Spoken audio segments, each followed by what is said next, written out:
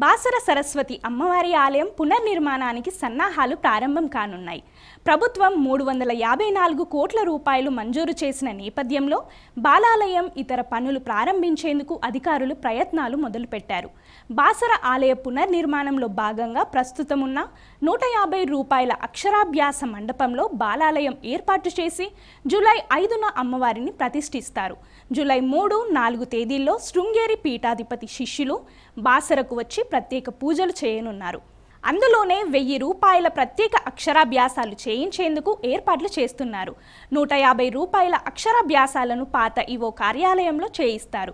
Architect Madhavi, స్థపతి Motilal వారం కిందట ఇక్కడి పరిస్థితిని పరిశీలించి ఉన్నతాధికారులకు నివేదించారు.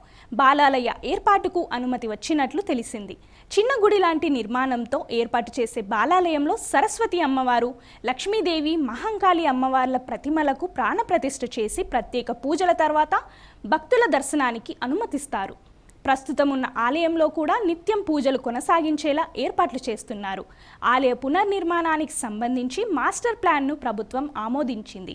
ప్రభుత్వ నిధులతో ప్రధాన గర్భాలయం, అనివేటి మండపం, మహంకాళి ఆలయం, ప్రాకార మండపాలు, 4 వరుసల రహదారులు, అక్షరాభ్యాస మండపాలు, క్యూ లైన్లు, ప్రసాదాల కౌంటర్లు నిర్మించనున్నట్లు ఆలయ ఇన్ఛార్జి ఈవో అంజనీదేవి తెలిపారు.